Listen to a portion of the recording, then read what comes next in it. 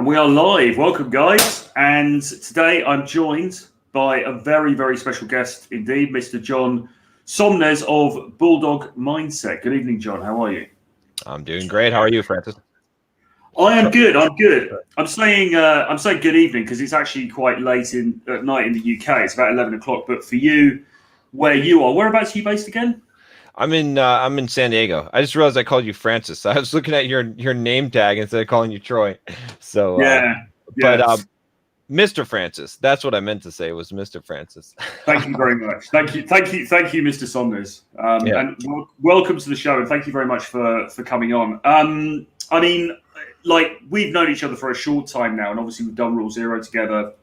We did a show on your channel, and I've been diving into your stuff more in the last, couple of months and things. And I mean, mate, there is just so much to talk about. There's just such a wealth of material there, and your perspective on things I find really, really interesting. And I think it's a really healthy perspective for guys in terms of just pulling themselves out of the difficulties that they find themselves in many different areas of life. But I mean, just to start on your own journey, I mean, your transformation, just your physical transformation is pretty extraordinary. I mean, some of those pictures that you've got on your website for how you look back in the day, I mean, quite incredible, really, because I mean, it's fair to say now you are pretty, you are ripped, you are in tip-top physical condition, and you absolutely weren't a few years ago. I'm guessing those pictures were probably like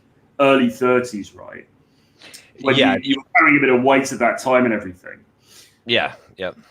Yeah, and then where you've taken it from there is just on the physical level alone. But I know obviously the mental level comes along with that. We'll get into that. But just on the physical level, it's just mind blowing, man. I mean, could you talk about how you? I mean, you talk on your about page about you had this realization that your life wasn't where it was meant to be, and so things sort of changed at that point before you first made your first millions, and again, Moneymaker we'll get into. But could you just talk about how you felt at that time and what really instigated the initial change?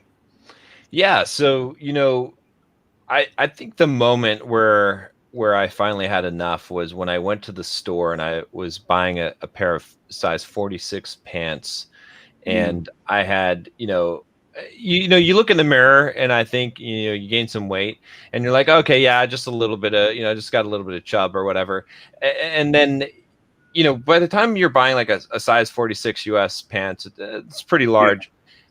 You can't deny it. It's like you're a fat ass. Like that's what I realized. And I had gone from, like, when I was in high school, I had already gone through a transformation where I sort of changed my mindset, and somehow I had fallen back, and I hadn't really gone through the full transformation, right? I had kind of figured out how to fake it till you make it and try to, kind of fool people and get things around, but I hadn't really transformed inside. And at that point, going to buy those pants, I was like, this is it, right? I started to think to myself, like, this is my life. Like, no matter how much I think that I'm this awesome person inside and I have all these abilities and I have all this, potential and people should appreciate me, the reality is that I'm not all those things. I might have the potential of being all those things, but I can't give myself credit for those things. And those things aren't coming in life. Like, it's not going to be automatic. There's no, I always like to say that everybody thinks that they're going to be a rock star someday, right? And we all have this sort of illusion that someday I'm going to be rich, someday I'm going to be a movie star or a rock star, right? We sort of fantasize about this reality that we think that it's just in the future, eventually I'll get my turn or whatnot, but it's not true. It's not going to happen. You're not going to be rich. You're not going to be a rock star, right? You're not going to get in shape unless you actually make it happen. And so I sort of had that realization, and I realized that, like, look, if I'm going to actually have the kind of life that I feel like I deserve, right? Sometimes we feel like we deserve something, but we don't deserve it. But if I want to have that, then I'm actually going to have to do something to make that happen. And so that was really that point in my mind where I said, okay, I'm getting on this path and I'm going to do what it takes, because I'm not going to go down the path that I'm currently like if I don't, and I think what it comes down to is, like, I call it like you have these rare moments in life of lucidity, right? Yes. Most of our life, we are just following our programming. Yeah. Right. We think but we have these rare moments where we have this lucidity, where we can see things clearly and we have the ability to alter the path, to alter the programming.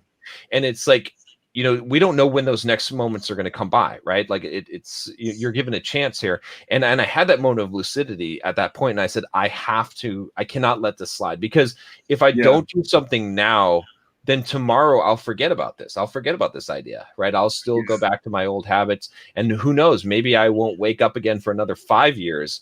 And by that time I'll be worse off and I'll have one of those moments of lucidity. So that was really the thing that I really caught on to, was this idea that, like, right now I'm thinking about these things and I'm having this experience and I don't know when I will again. So I must take action now, and I must ensure that I'm going to go down the path that I want to go down.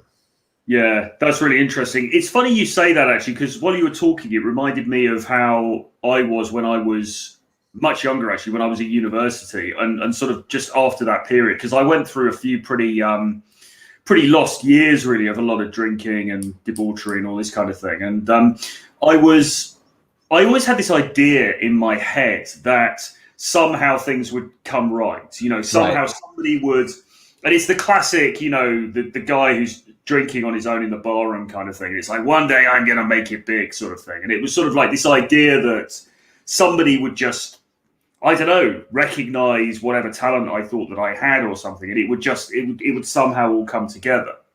And then I realized that obviously that was not the case, but it took me quite a long time to sort of realize that, because I think you're right. We can really live in this fantasy world about ourselves, about the way that we regard ourselves internally, and sort of think, well, people must realize that I'm this special guy because I've got all this stuff inside of me. But the thing is, unless you actually put the action in and do the work, as Rich Cooper would say, all it is fantasies just in your head, right? Exactly. It's like, I mean, that's a good analogy. Also, the guy standing at the bar, right, that goes to the nightclub every night, or the bar, and is holding his drink to his chest and just waiting, thinking that someday some girl's going to go and talk to him and like all the shit's going to magically happen, thinking he's too, and it's like, it's not going to happen, right? It's like when we're coaching guys, right? That's one of the things we're telling them, is like, you got to go out there and talk to, like, it doesn't matter how much you think you're a high value man. You're not, if you're not actually going out there and talking. And it's the same thing. It's like, you have to take action. You can't just believe that you're good.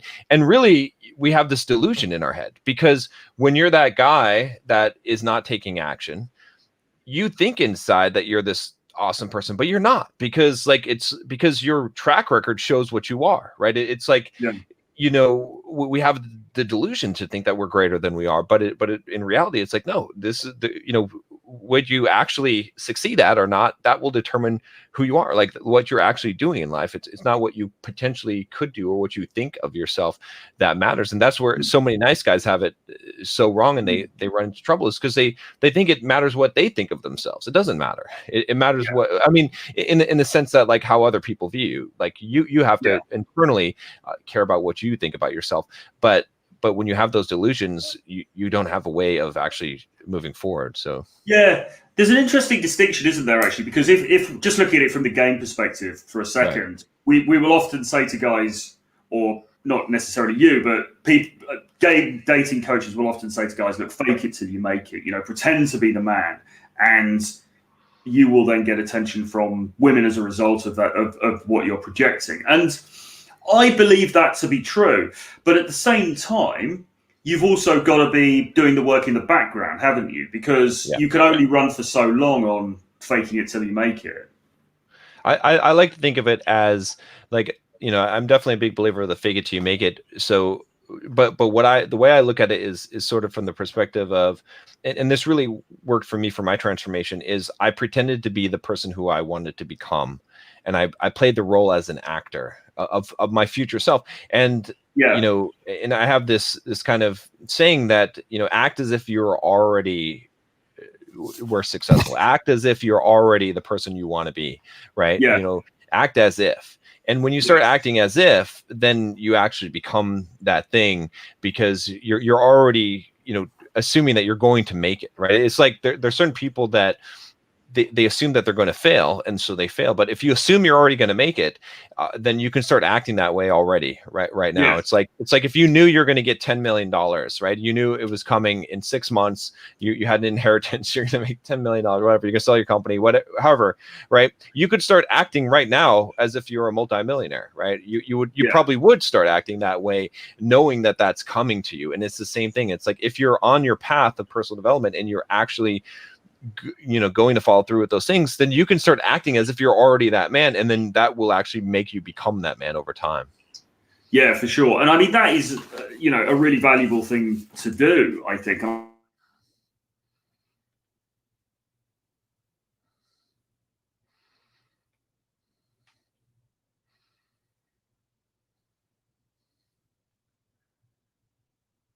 Well, looks like you froze up. I don't know if we're still live, or I'm assuming we're still live because even when you're not. But as I say, you still need to do the work in the background to improve yourself, to make that transformation. So what's really interesting about your story, though, is that you then had a big degree of success, and you said that you reached millionaire, or indeed multi-millionaire status by 33, or you certainly made your first million by 33. So by all external standards, you were a very, very successful guy. And I think you'd started to get into shape. You'd started to pull things together. And yet you described that as being actually a really low period for you. When you were rich enough, or when you made enough money from the books I think that you'd written, from some real estate, from the app that you'd published and so on. And yet you then found yourself to be unfocused and actually quite depressed, I think it sounded like. I mean, can you talk to us a little bit about that?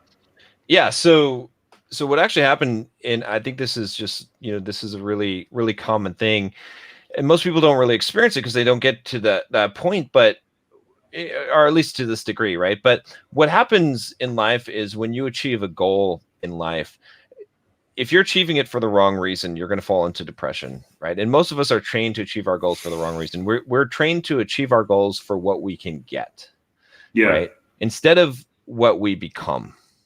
And and I think it's really, really important. So, my whole life I had been basically focused on retiring young. Like that was my really big goal in life. And at 33, I'd reached that point. I'd quit my job. I actually went to Maui, lived on Maui for 2 months, and I was going to just play video games and drink Mai Tais on the beach, right? Yeah. And I did for like 2 months, and it was miserable. Which is the dream for a lot of people, isn't it? I'll just go and live on the beach or retire, blah, blah, blah. Exactly. Yeah. And it was, it's the thing that I thought I'll just do whatever I want, just play video games and have fun. And I didn't even enjoy probably a moment of it, maybe a small amount, because the problem was that my whole purpose in life, say as a man, you have to have a purpose, and your purpose is really what drives you. I think it's just as a human being, you need to have a purpose, but especially as a man. And my whole purpose was tied up in this goal of retiring young, and I had achieved it. And so I lost my purpose. And so all of the things I had been working for, there was no point in working for them anymore. There was nothing that was driving me anymore. And so that resulted in a pretty bad depression. And eventually what I ended up doing was I said, you know what, I got to get back to work. I got to start working on something, like achieving something. I can't just relax and enjoy, I had some internal conflicts. So I was like, well, shouldn't I just enjoy the rest of my life and just, live off of my income and not work and do what I want? But it seemed like a waste to not do that. But at the same time, I didn't feel happy doing that. So what I found was that chasing happiness is one thing, but chasing fulfillment is really the thing that we need to chase. And I started changing my goals. Instead of becoming like what I would get, it started to become what would I become, right? So for example, I'm training for a 100-mile race right now. And a lot of people think I'm crazy because I'm not really built for, I'm like 230 pounds and I'm not really built for an ultra marathon. But the reason why I'm doing it is it's not because I'm going to win. I have no chance of winning at my weight. I would need to be, most of the guys competing would be 130, 140 pounds, maybe 150 at the most, right? That would be heavy. Yeah. but and it's not going to put me in the best physical shape possible, right? Certainly, there's a lot of better ways to lose fat and to get ripped, right? And even health wise, running 100 miles is not really good for your health, right? It's probably more detrimental for your health than anything. But the reason why I'm doing it is because of who I'll become in the process of accomplishing that. Not for the goal of getting the medal or whatever it is. It's about who I'll become. And so I focus now on setting my goals on those things, right? What goal can I set that's going to stretch me? It's the direction that I'm moving in life as opposed to an endpoint, right? And that's where I think the depression comes from, is that when you make your goals into an endpoint, whatever it is, because I remember back when I was, the geeky nerd guy, I was like, oh, if I could, if I could, get these beautiful women, then I would, my life would be awesome. It'd be, and at first it's a thrill, and then once you start doing it and you can do it, then you're like, wow, there's this vapid emptiness in it because you're seeking external validation, and what happens is that you realize it's not that great. I mean, it's good, it's better than before,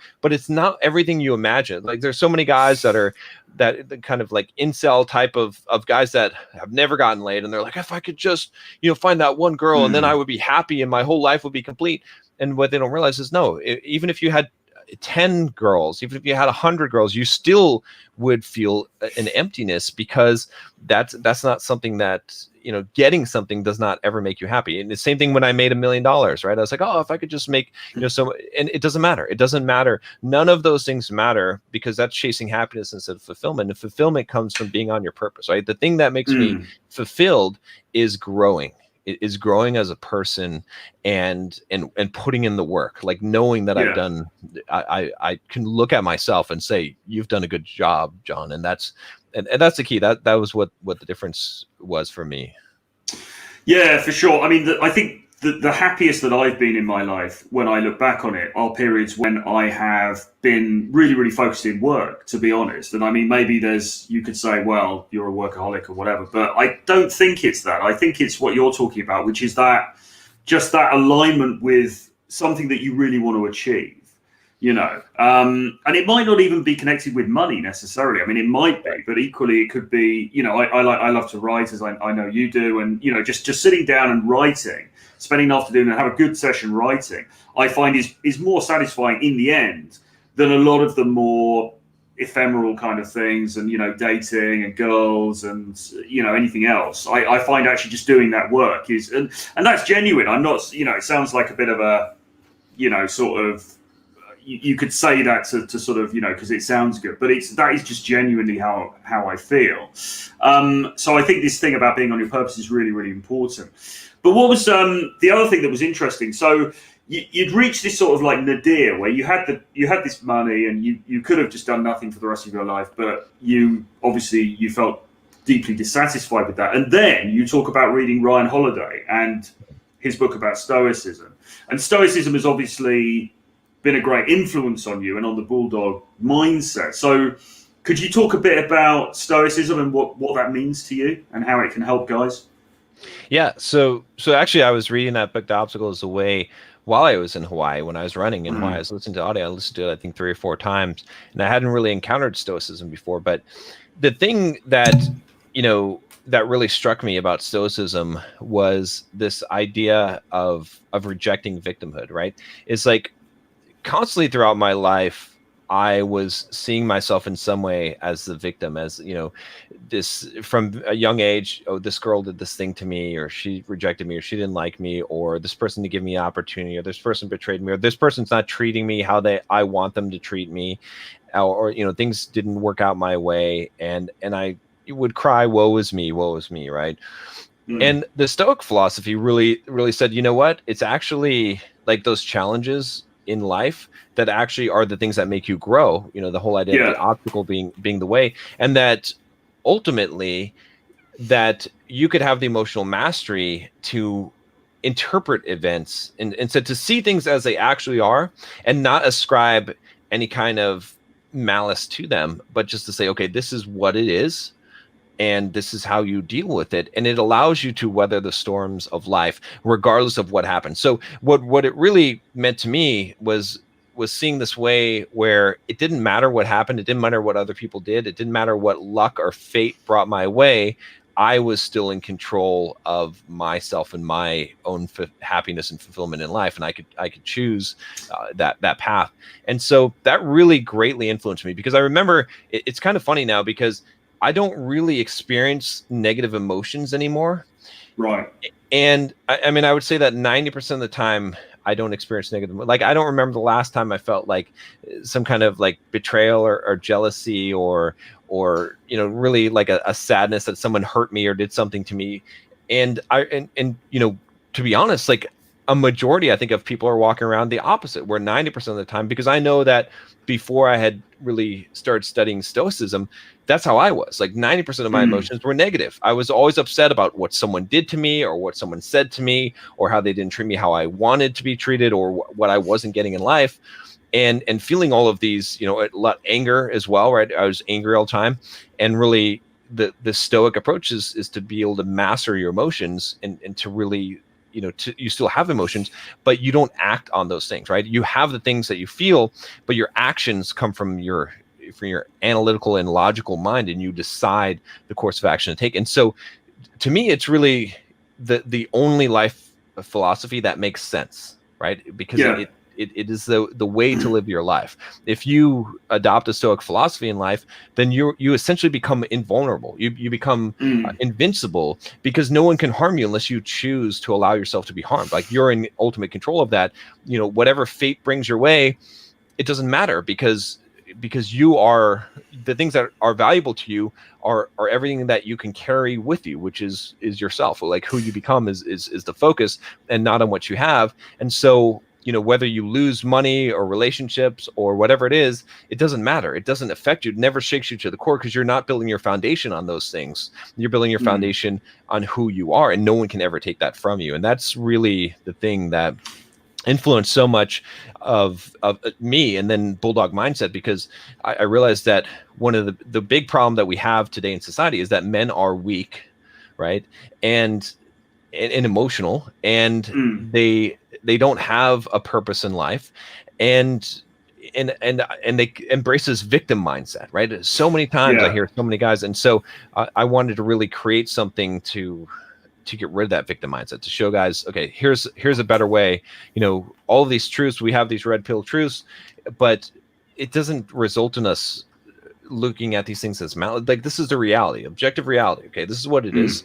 It's not. It's just like a hurricane comes through. You don't get angry and be like, oh, fuck you, hurricane, come in here to knock down my house or what, to fuck up my day. Like, it's not, the hurricane had no malice towards you. It's the same thing with everything in life. Nothing has malice towards you. It just is what it is. Even people that are actively trying to harm you, they're just running their script. It's not you. They're just running their script. They're just doing what they're doing. And that, I think, is when you have that perspective in life, all of a sudden, like, you stop feeling so much pain and anxiety, and you're able to operate and look through the smoke and see what is the path, how to do things effectively. And that's what I try to focus on. Yeah, for sure. And just on that point, it really always surprises me when people say things like about Rollo Tomassi, and they'll say, oh, his books make guys angry about women and so on and so forth. And I saw somebody tweeting about that even today.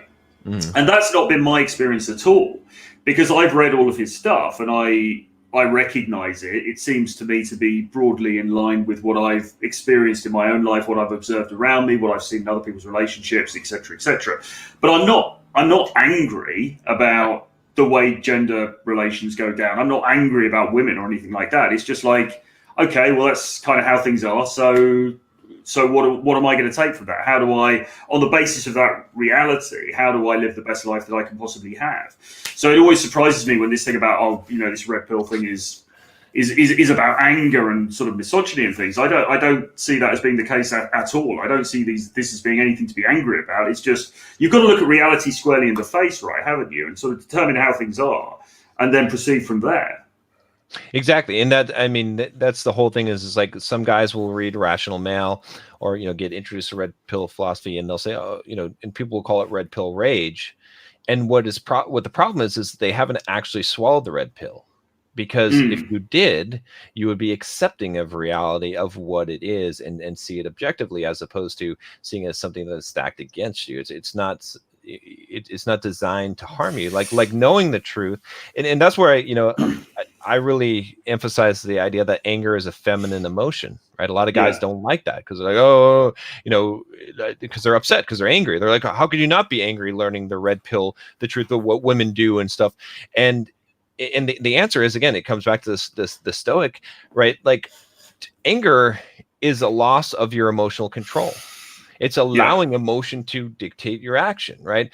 Now, sure, there's going to be times when you're going to feel anger, but whether you express anger, that when you do that, that's feminine. That's what women do. Women express anger. They're emotional beings, right? Masculine is all about analytical and control and logical and driving towards a purpose, and femininity is all about emotion and in the present moment and the now and that kind of thing. But all these guys that that think they've taken the red pill, they haven't actually taken the red pill because they're angry. You can't be angry about nature, right? It's like when a lion tears into the side of a zebra and rips out its guts. You're not angry at the lion. You're like, oh, what an asshole lion. No, it's like, this is fucking nature. This is what it is. So and you've got to just look at how things go down as objectively as you can. Look at the reality of the situation and then say, okay, fine, well, this is how things are. So how do I fit in with this? How do I proceed? What's the best strategy for me, sort of thing? So the other thing that I wanted to talk about was Tony. Well, let me just see. Should we backtrack from that slightly before we go into that? One question I have for you, right, is so when you started reading about Stoicism and you started to take on board these ideas, did it just click into place for you? Because often what can happen to guys is that they take on board these ideas and they sort of intellectually get it, but then something happens and they kind of slip back. Like say you take on board the idea that you can't control other people. What other people do is what they do. You can do your actions, they'll do theirs, and don't take it personally, blah, blah, blah. Well, that's great to say that in practice. But then what happens if you're in the bar and you go and talk to a girl and she chucks her drink at you, or you're with a girl and she cheats on you or something like this, because then the guy's stoicism may be punctured and he might suddenly get angry or get upset, kind of thing. Did you find that you were relatively bulletproof, or would you say that it's kind of work in progress, if you see what I mean?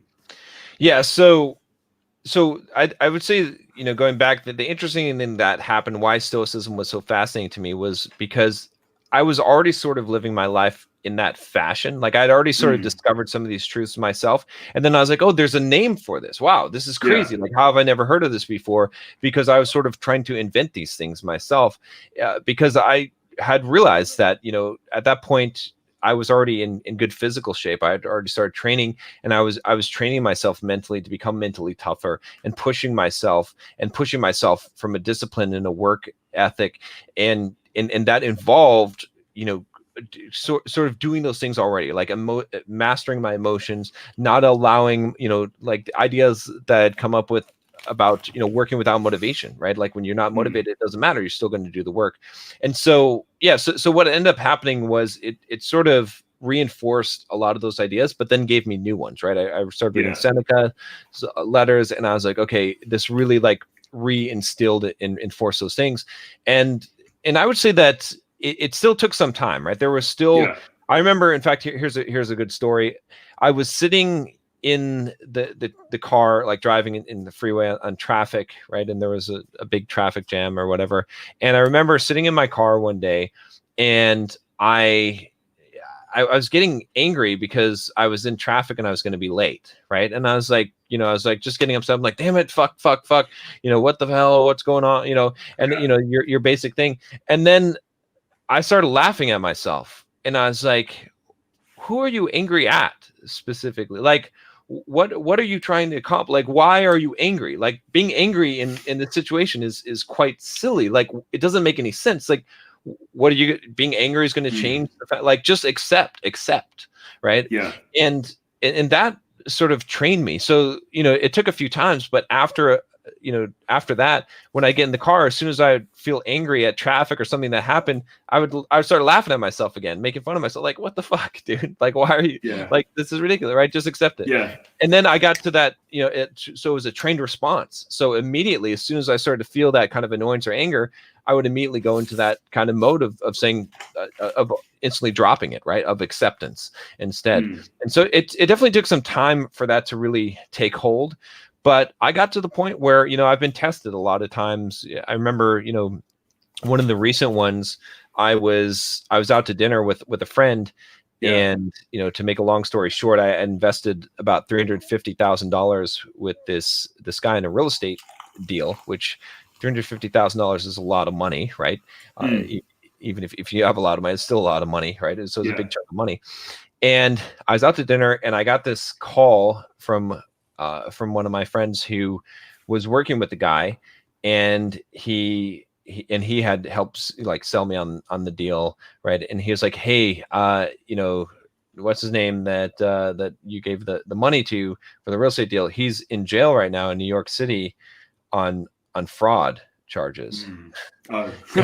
Like, I was like, oh, and and I asked him, I didn't react, I just said, okay, give me some more details. Are you sure? Got all the information. And, for all intents and purposes, it looked like I was just going to say goodbye to $350,000, which, it's pretty damn scary. But, the person I was out to dinner with asked me, oh, do you need to go home? Do you need to like take care of this? You need to, and I said, no, let's just enjoy the rest of the evening.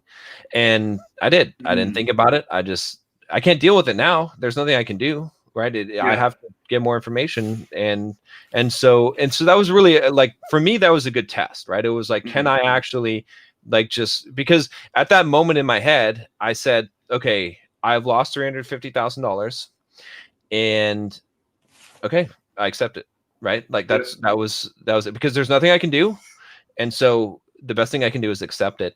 And that for me, that was a really big test. Now it turned out, eventually I found out that I didn't really lose some money. There was, I'm okay, but it didn't matter because at the point that it happened, I accepted. And I've had a lot of instances that have happened that way. And so I do feel like to a large degree, I'm bulletproof now. Now, obviously maybe there's something that could really disrupt my life, but I'm pretty much ready for whatever happens to just accept whatever happens and to move on, whatever it is, and the illusion in reality is that we have any degree of protection or safety, right? Because what, I could be crossing the street and I could get run over by a car and I could lose the ability to walk, right? Or become a paraplegic, or something could happen and I could lose every penny I have. Someone could sue me for something, or I could, whatever. You're never protected. You just have this illusion, right? You get in a relationship, you get married, whatever. You don't know what's going to happen. So it's always an illusion to think that we're safe, right? So the reality is that we're not. And so, accepting that is something that I think is so critical. Like, you have to be ready to say, if I lose everything, I'm okay with that, including my life, right? That's kind of one of the things about Stoic philosophy is also memento mori, like focus on your own mortality, like knowing that you will die. Okay. And are you okay with that? You have to be okay with losing everything. Yeah. Acceptance is such a key principle, isn't it? And, of course, it gets talked about in Buddhism as well. And it's just that there's the idea that attachment to things is the root of all unhappiness, and just being able to accept whatever happens under any circumstances, or accepting life on life's terms, as I've heard it put, is such a less frictionful way, if that's a word, to live your life than just getting upset by everything which you can't control. So it's powerful stuff, man, for sure.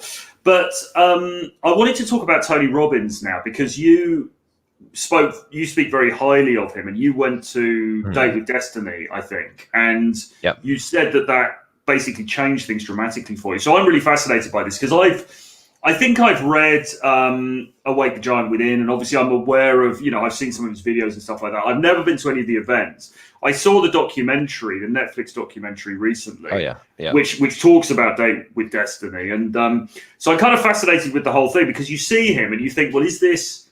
It looks really powerful. And actually that documentary was very favourable towards him. It was kind of like, I thought it was going to be cut him down a bit. And it was actually very... It wasn't a puff piece, but it was kind of like it was amicable towards him, and it showed it being really powerful. You think, wow, this looks amazing. But then on the other hand, there is this sense, oh, he's a bit of a showman, and it's kind of all for show. But you basically said he changed your life. So could you talk to us a bit about that? Yeah. Before we get to that, though, do you mind if we address the anger thing real quick? Because I see people chatting about it. And yeah, of course. There was a question back here, or there was a comment back here. I want to give about it, actually. A little bit of clarity on it, I think. Yeah. So Hypnosis for Men, thanks for I've been seeing you comment and stuff. Appreciate you, man. So he says have to disagree with anger being a feminine emotion. It's not. It's letting anger or any emotion control you. That's a feminine thing. Masculine is about emotional control. And I agree. I mean, I would say that what it really is that it's whether you allow something, expressing anger is what is feminine, right? Expressing anger, right? Like being angry. So we can't control our emotions, right? So, our amygdala, I can never say the damn word. You know what I'm talking about, the lizard brain that we have. Now it's like driving me nuts. I can't say the word amygdala. Amygdala. That's what it is, I think. So, yeah. So, or as Waterboy would say, you're another one. Damn it! I'm not going to say any kind of scientific words. All right. So anyway, our lizard brain. Okay, it controls fear. It controls anger. Right? Emotions happen to us, but there's two things. One is we have the ability to experience an emotion and not express that emotion, to let the emotion go. Which I think is so critical, right? Something will anger you, and then you can let it go and let it drop. If you live in a state of anger, or if you express that anger, that is weak. That is feminine, to express anger, to let that, essentially let it control you. If it's in fact, in one of the biggest arguments I would say against anger, why I would say anger is a weak emotion for men, not a powerful one, is because if I know what makes you angry, I can control you. You're not in control, because if I can make you angry, I can make you act in the way that I want you to act, right? Or to act in some way. So you're not in control if you're angry. And I think that's important. And then showing Spirit Beast, he said, do you still have angry thoughts and just refuse to act on it? And the answer to that is that I have angry thoughts, but very, very rarely, because what happens is, again, you can't control emotion, right? You can't control your fear or your anger or those emotions. But as you train the habit and you start to develop the mindset of acceptance, fewer and fewer things will make you angry. Like what it takes to make me angry is so high up there. It takes a lot to make me angry. Now, whereas before I get angry at the smallest little slight or a thing that someone did. And so what happens is, as you master your emotions, all of your emotions, over time, you have the ability to briefly experience emotion and let go of it immediately, or that it doesn't even register, right? It takes a lot to unsettle someone. Like if you're walking around in a spirit of acceptance, like I accept all these things, if you don't have expectations on people, on how they should behave and how they should treat you, you can still have standards and boundaries, which you should. But then the anger is always a result of an unfulfilled expectation. So we only get angry when we have an expectation, and then we have a violation of that expectation, right? If I don't expect you to treat me well, and then you don't treat me well, I'm not angry. If I don't expect to get paid, and then I don't get paid, I'm not angry. If I don't expect to not lose something, and then I lose the thing, I don't get angry. It's only when I have an expectation and that expectation is not met that I get angry. And so when you let go of expectation and you start practicing acceptance, you will not be angry very often, and when you do, you'll be able to let it go. So I just wanted to make sure I address that, because I get a lot of confusion around the issue of anger. Yeah, for sure. This is just an interesting one here that Luke says women are attracted to violent men, and this behavior is mainly fueled by anger in men. I mean, there's some truth in that, isn't there? But Well, I don't think that changes the proposition. yeah, it doesn't change it at all. So women are attracted to men who have the capability of violence, and even violent men themselves, but their behavior is not fueled by anger necessarily. Okay. And the reason why, okay, the most scary guy, right, is a guy like if you've ever been in a fight, there's been a few fights where I've been scared. Okay. They're not too many, but I remember one of the scariest fights I got into was this guy that was not yelling. He was just totally calm. He just walked up to me and he was just ready to go. He was just like, just calmly, because I knew that he knew how to fight and he was in control of himself, right? The person who's not scary in a fight is the guy that's yelling and is like, fuck you, man, I'm gonna kick your ass, blah, blah, blah. He's all talk, he's bark, right? He's angry, he's pissed off, he's gonna be off balance. You can do so many things to him that because you know that he's not operating with his full cognitive capability, right? An experienced fighter doesn't get angry. Okay, they are very calm when it's time to fight. Anger throws off your fight. And so when you say that, women are attracted to violent men, it's true, but it's not necessarily fueled by anger. Not that some violent men aren't fueled by anger, but the most attractive men that are capable of violence are the ones that make a choice to be. If you think about the scariest, it's a cold-hearted killer, right? It's the person who's like a psychopath who can murder or kill or commit violence from an analytical stand. I always use Thanos as an example in X-Men, or not X-Men, Avengers, right? Because the dude is like slaughtering all these people, but he's doing it in a way that he's not angry. He's committing all this violence. It doesn't matter because he's trying to achieve some objective. He doesn't care. He's not doing it out of anger. When someone's doing it out of anger, it's weak. Yeah, for sure. And then just focusing on this quite a lot, but this is quite an interesting one. Kelvin says, so what if you actually do feel it, but then hold on to it? Because I think what he's saying here is it can kind of fester. So yeah, I don't know what your perspective on that is.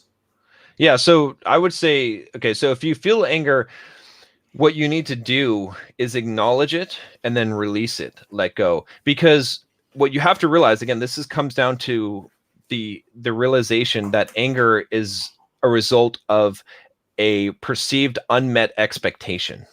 So you had an expectation which you shouldn't have had. You should go through life without expectations. You should not have expectations. Expectations are going to result in anger and disappointment and sadness and all of those things that you do not want to experience. Instead, you should face life saying, I want to experience reality exactly how it is. Whatever happens is what's meant to happen. I accept it fully, right? That's how you should be experiencing life. And so if you're having anger and you don't know what to do with it, you release it by releasing your expectation on the thing, right? You didn't have a right to whatever you thought you had a right to. It is reality. Nature happened as nature happened. And so, your alternative, if you express that anger, is that you're going to be weak. Something is controlling you. Life is controlling you. You don't have mastery over yourself. Holding it in is also not a good path as well, because you're pretending to not be angry. You're still angry, right? So when I talk about like not expressing anger, I also mean not internalizing the anger itself, right? Like you experience anger just like, if I get smacked in the head, I feel pain, but I don't have to suffer. I can choose to suffer, but I don't have to suffer. I can't choose to not feel pain. I can't choose to not feel anger when I'm triggered by my lizard brain to be angry, but I can choose to let it go immediately, or I can choose to hold on to it and fester and pretend like I'm not angry, which is that's the sort of thing I think that Kelvin is talking about here is holding on to it, and you have to give up your sense of your right to be angry. You have to say, I'm releasing this. I'm releasing the expectation. That's the only course of action to take. If you express the anger and you go punch someone or punch a punching bag, it shows that you're weak. It doesn't. In fact, what it does is it creates a groove in your brain, a pattern that you're now going to have a hard time getting rid of, where you know these people, they get angry and they fly off the handle, okay? You don't go out and drink with them anymore because they do stupid shit and they can't control themselves. And it's because they've created a pattern loop, where a behavior loop where they are going to constantly do that. Okay. And so you can't do that. And then if you hold it internally and you pretend like you're not angry, then you're also creating another pattern loop where you're feeling justified in it, and you're just going to be a ticking time bomb waiting to explode. The only course of action is to release the anger by releasing the expectation, and that's it. Yeah, I think it seems like there's a short-term thing, which is releasing the anger, but there's probably a longer-term thing, which is to understand that anger in itself is a futile thing, and that actually these unmet expectations are your problem. And I think probably when you start to internalize that mindset, you're going to start to experience anger in a less intense way, I guess, going forward. But yeah, I was kind of interested in your thoughts on Tony Robbins and what happened with Date with Destiny. Yeah. Okay. Yeah. Let's talk about that. So actually, this is kind of related, right? Because one of the things that I learned from Tony Robbins, I think he was the first person that really taught me this, was this idea of experiencing, like, feeling emotions and letting them go. Right. This is, in fact, he does that within Date with Destiny. So I think it's a really, really powerful concept to understand. So what happened with me with Date with Destiny was I was reading Awaken the Giant Within, and I was, on the book, right? I was like, okay, whatever. And a friend of mine actually signed me up for the Date with Destiny seminar. And I was like, that's like, what is this? It's, here, I guess this addresses, he says, Stoicism isn't about being unemotional. It's about acknowledging emotions and choosing how to act. Stoics are actually pretty good at enjoying life. Yeah, that's 100% correct. 100% agree. It's not about being unemotional, or it's not about not having emotions. It's about acknowledging them and then choosing to act, not allowing your actions to be controlled by your emotions. So yeah, 100% agree. But so I got signed up for this thing. I had no idea what it was, right? In fact, I went there. I didn't really even want to go. It's like 6 days or something. So I was like, all right, finally I was like, you know what? Fuck it. I'm just going to do this thing because let's go and do this crazy thing. Right. And I kind of feel like everything happens for a reason in life. Like, so I was like, okay, This is my fate, my direction. So I'm going to go my direction. And so I got there and I had my laptop on the first day, and I thought I was going to take some notes and we're going to learn some personal development stuff. And, people come out and start dancing. And I'm like, what is this shit, right? And then it's like you're hugging everyone, and I'm like, oh, okay, what is this? Like, I just want to like learn some ways to improve myself, and it was crazy. It was like in fact, I was about to walk out the first day. I was like, all right, because they would give you like a refund on it in the first day, and I was like, okay, this is not for me. Like, I'm not one of these kind of new age hippie type of people. Yeah. So I talked to one of the coaches that was, and he's like, look, dude, like, just, you already paid the money, you already spent the time, like the money's probably not even it, but you took the plane trip or whatever, and you came out here, you got a hotel, whatever, like, just give it like another couple of days or so. And if you want to do the refund, you can do the refund, but like, you owe it to yourself to at least like play full in, like, just, that's what he calls it. And just give it your full effort, and see how it works for you or not.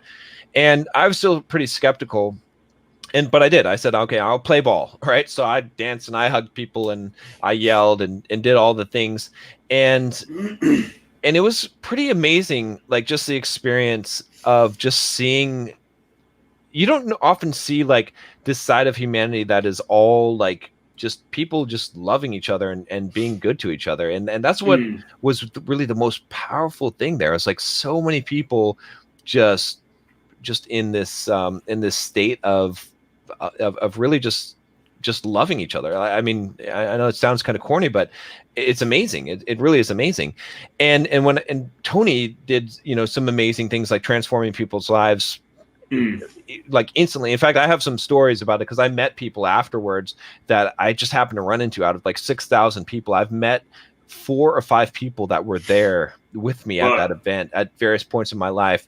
A couple of them that had been on stage with him, and and so I know these people, and I know it's real, but what happened for me was the most powerful thing that really happened for me was Tony said something. He said that the quality of your life is in direct proportion to the amount of uncertainty you can comfortably live with. Okay. Yeah. And that slapped me in the face because I realized that up until that point, I had been building my entire life around certainty, right? I had been building a fortress around myself financially, right? Trying to secure everything so that I can't be harmed financially. Physically, right? At that point, I had some phobias. I was like afraid to fly in airplanes. I was afraid to go on roller coasters and things like that because I was trying to build this fortress around myself, right? Emotionally, right? I had become one of those emotionally numb people where I didn't experience emotion. I was like the version of the Stoic that most people think is a Stoic. Like no one could hurt me, but I couldn't experience love anymore either because I had killed off all my emotions. I was just in robot mode, zombie mode is what I call it. And I was doing that to protect myself. So I was trying to remove all the uncertainty from my life. And it was actually causing depression in my life. I was losing the purpose of my life. And so that like a switch went off in my head. And I said, you know what? Fuck this shit. Like I am going to live my life and I'm going to accept whatever consequences come. And if I die, I die. You know, but I'm going to live my life. And I started throwing off all of these barriers that I had built that were creating this to try and create a fortress of certainty around myself and let those things go. And I just said, you know, whatever consequences come, they come. And that's where so many things changed in my life. I stopped putting expectations on people. I stopped letting them put expectations on me. I no longer allowed people to use guilt on me or any kind of guilt trip. I just said, yeah, if someone's upset with me, that's okay. I'm okay with that. I will accept whatever, because I'm going to live my life. I'm no longer going to allow someone else and what their expectations and what their wants for me or what they you know, their obligations that they put on me to define how I live. I'm going to live how I live, and they can accept it or not. And if they don't, that's fine. That's their problem. I'm not going to be upset about that. And so that was a huge breakthrough for me. Now, as far as the whole experience, whether, you know, I think there's a lot of good things that Tony Robbins says. There's a lot of things that I disagree with him on, you know, and I think there's a lot of people are drinking the Kool-Aid, right? There's some people that have gone to like 23 seminars and like, they're just like, they're brainwashed idiots. They're not actually, the reason why they keep on going to damn seminars because they never fucking take any action in their life. And so, you know, I wouldn't say like Tony is some magical guru that can fix your life, but I would say that he has some really solid stuff that if you pay attention to and you go through and the whole like Date with Destiny process of like recreating your value system, that's the thing that made me realize that my number one value in life is freedom. And when you know what your number one value in life is, it's much easier to live your life because your choices are very clear when you know your value system. So that was really valuable. But yeah, so, you know, like I said, I think the whole thing was good, and I would recommend that people go to Date with Destiny, but you're going to have to do the work. And you can't treat everything that he says as gospel. It's not gospel. It's not like a magic wand. Then it's not. I mean, you go, and it sounds like it's incredibly powerful and transformative, and it certainly looks like that from what I've seen of it. But in the end, it's like anything. You know, like I can imagine people using it as a band-aid. You know, these people who've gone 20 times. It's sort of you're not progressing, are you? You're not using the material. So you know, like it all comes down to the same thing. You've got to do the work, right? Yeah. And a lot of it is, you know, it's really like he's taken a lot of NLP and he's made it mainstream, which, you know, you can learn that from him or you can learn it from someone else, and you can use it on yourself to visualizations and all of those type of things. They really do work.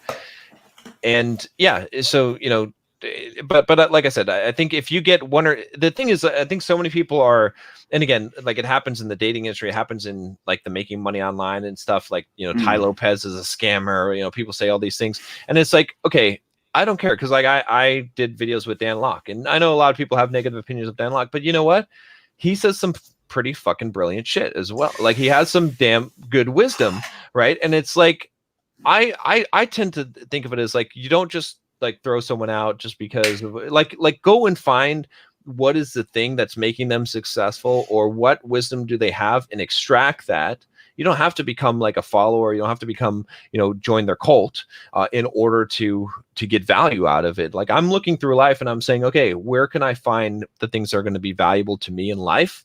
And let me take those things, right? I don't need to make a judgment on a person.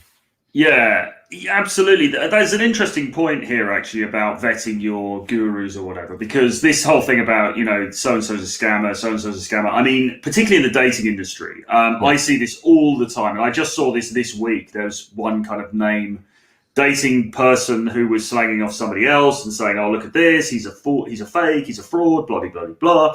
And I mean, the one constant, I think, in the whole dating thing is that everybody thinks everybody else is a fraud. Yeah.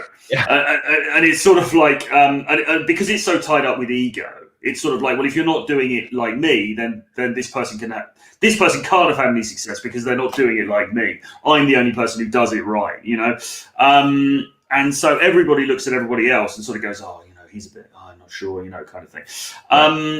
But I mean, and the other thing with dating as well is that there was always this thing about proof. There's always this thing about, oh, well, have you got video proof to show you interacting with girls, chatting up girls, blah, blah, blah, blah. And I actually have done some. I've done some in-field filming, and I mean, they're not on YouTube anymore at the moment because it's become, a bit perhaps not expedient to do that. But I have them behind a paywall. But to be honest, some of the greatest insights that I've had about game and about dating and everything else have come from people who put nothing out at all, Yeah. And sometimes anonymous posters on like forums and things like that back in the day. People would be telling all these stories about, I did this, I did that. And I mean, like I couldn't tell you if those things were true or not. But the thing is, it still taught me something, and it still gave me inspiration. So sometimes the whole question, I mean, I'm not saying if somebody's like obviously fraudulent, and this is actually very important in terms of like financial type things. I think you've got to be really, really careful if somebody's asking you to hand over money and stuff. But like in the end, you have to assess the material, and if you're getting something from it, if you're learning something, you're getting some inspiration. That really, in a way, is enough. You don't have to be so sort of keen to tear people down the whole time. Do you see what I mean? Does that make sense? Exactly. Yeah. In fact, one of the things that I talk about a lot that people really don't like when I say this, but I'm going to say it, which is that it's more important to have effective beliefs than true beliefs. Yeah, right? Exactly. So, Dumbo's feather, right? I mean, did the feather make Dumbo fly? No, it did not make Dumbo fly. The truth was the feather was just a feather. But by him having that belief, he was able to fly, right? So the effective belief, again, it doesn't mean that you should just believe any kind of crap that comes along. But if you believe something, if you build a philosophy or one of your life philosophies around a thing that is effective for you, it's going to work for you, right? That's the key thing, is because we don't know, like, what is the best way to do game. There's the other thing is, like, there's 500 different paths, right? Especially in the fitness industry. I experience this all the time. People are like, oh, well, low carb, or it's like, I should do high carb, I should do a lot of cardio. Fasting is the best way. Vegan will gain you the most, or you'll lose the most weight, or you'll get in the most shape, or carnivore, right? And it's like, or even how you lift, right? Should you do high reps or low reps and all these things? And here's the thing. There's multiple paths, okay? You can follow someone. You could have two, quote, fitness gurus who say the exact opposite things, okay? But both of them have, it's not that they're wrong, it's that they're totally different paths. And you can take those two separate paths and you can arrive at the same destination, right? Just like if you're traveling to a city, right? There's not just one road, there's multiple roads that you can take, okay? But you have to be on an actual road. And that's the thing, is it's like a lot of, especially in the dating, it's like there's a lot of guys that have totally different versions of the way that they game, and they're successful, and they can teach people successfully as well. And even like you said, some of them that maybe they're all talk, and they don't actually even have results, but they're like the think tank. They analyze a bunch of shit, and what they say actually ends up working when you actually put it into practice, even though they can't put it into practice themselves. Yeah, so. And a great example of that is Robert Greene, The Art of Seduction. I really love his book, The Art of Seduction. Now, I'm not sure. I mean, I could be wrong, but I don't think Robert Greene is a massive. I don't think he's pimping it at the club every night with sort of 13 girls around him and the champagne bottles popping. He doesn't seem to me to be that type. But the insights in that book are incredible, and also the insights in 48 Laws of Power and his other books. And I mean, he's obviously somebody who's studied history and studied philosophy and studied a lot of like other people, and he's drawn these conclusions. But the conclusions that he draws are incredibly valuable in real life situations, right? And I mean, and so like this idea about who is the author, it doesn't matter so much. But I think you've got to get a nose for being able to sense that authenticity in the material, right? And that's the key, right? So I don't want to mislead people here, because someone did say, he was mentioning Rich Cooper saying that look at someone's results before you take their advice, and I do actually agree with that, even though it might sound like I'm disagreeing with that. But what matters is when you're starting out and when you don't have the ability to make a good discernment yourself, right?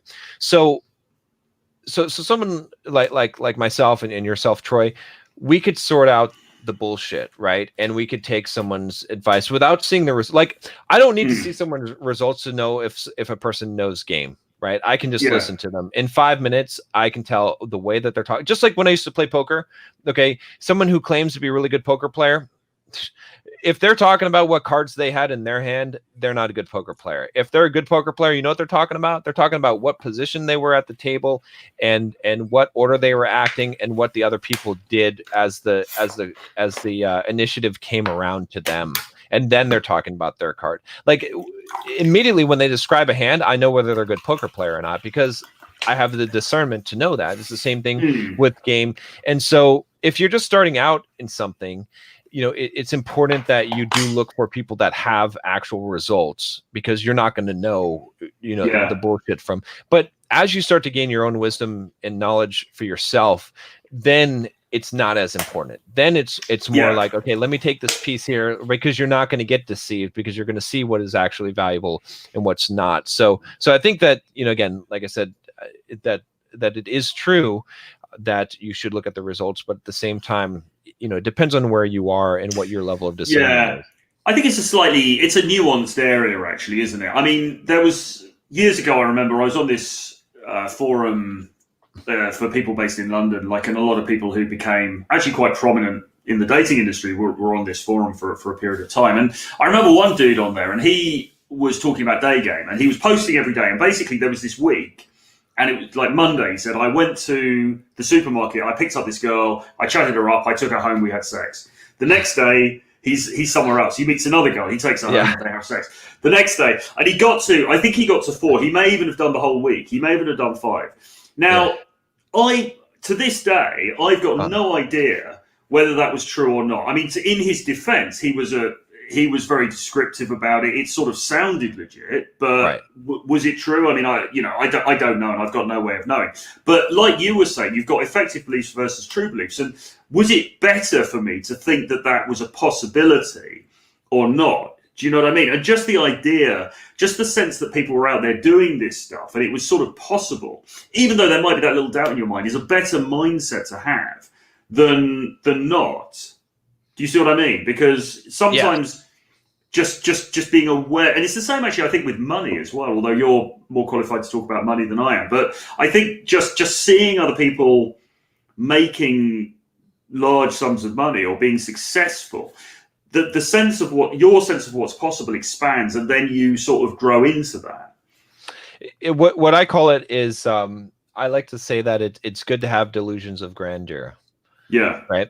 Because the opposite is shitty, right? Like if you set the bar low, if you have a too humble view of yourself and what you could do and your ability, you will never achieve more than that. It's guaranteed. You cannot go beyond what you think you're capable of. If you have a little bit of an inflated ego, then you have to live up to that shit, right? It's like, heck, when I go coaching, right, with guys, and I'm like, like, shit, that's when I perform the best possible as I can, because I have this, like, I've painted this picture, and like, they got to see some shit. They got to see John doing some shit. So I go beyond what I would normally do, because I got to live up to that. Because I am drunk on my own ego at that point. I'm like, shit, I'm going to show you some shit.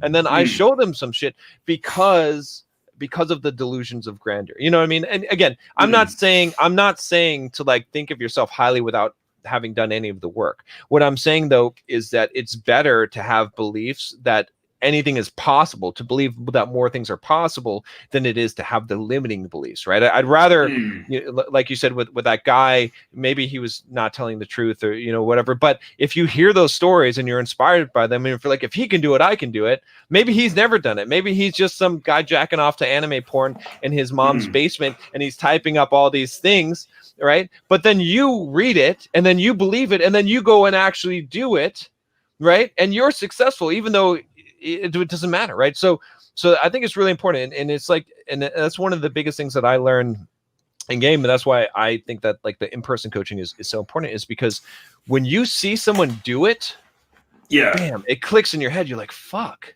Like, you know, I mean, I remember the first time someone was telling me about SNLs, what they call it back then, you know, same night lays. I was like, no, that doesn't, you're fucking crazy. You don't just like go to a bar and then like you get a phone number, like you go on a date, a couple days.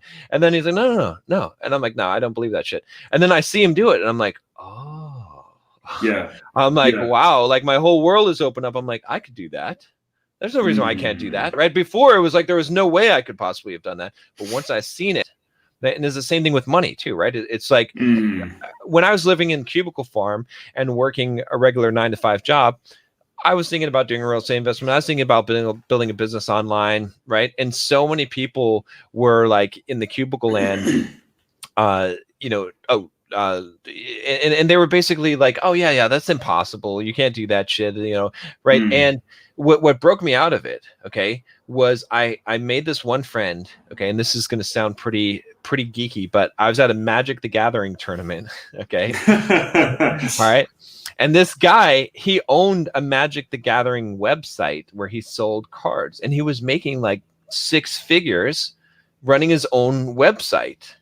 And I was like, and he had some you know, like he wasn't like the most brilliant guy I'd ever, I mean, he's a smart guy, but I was like, okay, like if this guy can do, he didn't have I'm trying to think about how to describe it, but he has a lot of work ethic, but he just like would do work that wasn't very strategic. He would just do a lot of like much manual work as he could, but he was making it. And so when I was like, okay, if this guy can do it, I can do it. That changed my life. It completely changed my life. And now it made it possible. Yeah, for sure. So I was interested in the money side of things because that's been my experience. But I think I think you're really well positioned to talk about this. But in my experience of this, it seems to me that, and this is why I think people talk about the importance of mentors and the importance of, you know, the 5 people around you and all of those things. Because when you see people that you actually know, and they're saying, well, I've launched this product and I've made this amount of money from it, and you can see that it's true, and you can see what people are doing. I think that expands your sense of what is doable, and that spurs you on, right? And I think if you are stuck with a bunch of people who are maybe making, and no disparagement about this, but maybe making minimum wage or whatever, then that holds you in a sort of a bubble down here, doesn't it? So, I mean, I don't know what your thoughts are on like the Napoleon Hill kind of thing about the sort of attracting money to yourself and all that kind of thing. But I think there is something in that, right? Oh yeah, I think, you know, so it's kind of funny. I have a funny story about that because remember, I was a software developer. I came from a very analytical engineering type of mindset, right? And I remember someone gave me the book, How to Think and Grow Rich.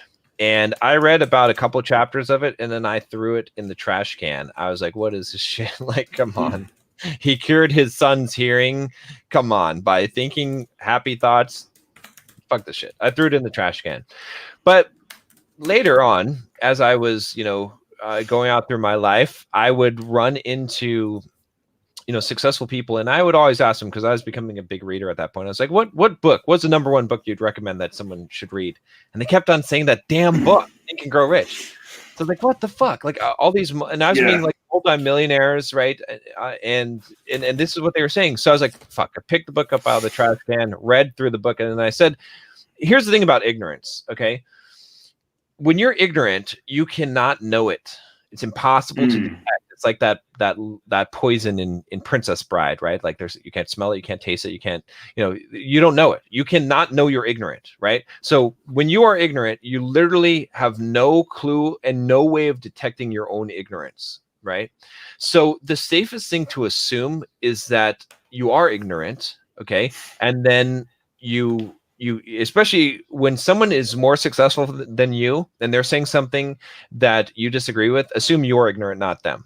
It's more likely, right? And hey, if it turns out that they're wrong, good, that's fine. It doesn't cost you much, right? But if it turns out you're wrong, you'll never learn because nothing is ever going to convince you at that point. So basically I said, okay, that's what I applied to this. I said, all right, I'm going to read Think and Grow Rich, and I'm just going to assume that I am the ignorant one. And all these multimillionaires that I'm talking to, they can't all be idiots and believe this stupid book, right? So I read it, and I still don't think it's the greatest book ever, but fuck it, it did change my life. Like it did change my perspective. Like the stuff worked in the book for sure. Like my success level after reading and applying that book, it was definitely magnified. So I do believe that there's some things that we don't understand in the universe and why things work, but I definitely believe that some form of the law of attraction, of the idea that what you think about, you attract in the universe. And I don't know if there's a scientific explanation for it. Some people say that that reticular activation system, or whatever it is, I forget what you call it, where when you hear about a blue car, you see a blue car. Maybe it's that. Maybe it's the hyper focus, or maybe it's just fucking magic. I don't care. But affirmations work. So do you know what I mean? It's a Dumbo's feather thing. Like I don't care if it's true or not. I just know that they work. I don't know why they work, but they work. So that's kind of the perspective I take on it. And again, it comes down to the whole thing. Like there's probably a lot of fucking goofy beliefs that I have that are not necessarily true, but they're damn effective and they work. Now, whether there's a scientific explanation for why they work doesn't really matter to me. Well, I think actually, just linking that back to game again, I think part of the success of early game, because we would go to the clubs and the bars and we'd have all these kind of like cheesy routines or like lines or sort of, I was never much into canned material, but certainly you'd have a structure like, hey guys, can I just ask for a quick opinion and whatever, and you'd go into, and it always seemed to me that any success that I had, it wasn't actually so much due to the material. It was just due to the fact, it's more due to the fact that the novice player believes the material is going to work. Right. So he thinks, right, now I've got this thing that I learned on the internet and it's really clever. And so I'm going to go and talk to these girls and it's going to work because so-and-so said online that it's going to work. And so it's that belief that actually makes it successful rather than him, the specifics of what he actually said. Exactly. Yeah. I think that's critical. It's like, because there's no, magic line, right? It's like, it's the belief in it. It's the confidence that you like. There's so much of game is those 1,000 subconscious signals that we send off, which are influenced by what we believe our result is going to be, right? And if you believe you're going to get good results all the time, you're going to get good results a lot more often. That's for sure. Yeah. What's the biggest problem that you find that guys have when they come to you to talk about game? Honestly, the biggest problem, right? I know this sounds really simple when I say this, but hey, look, this is the truth, which is that they just won't approach. They're scared to approach. That's it. That's the biggest problem.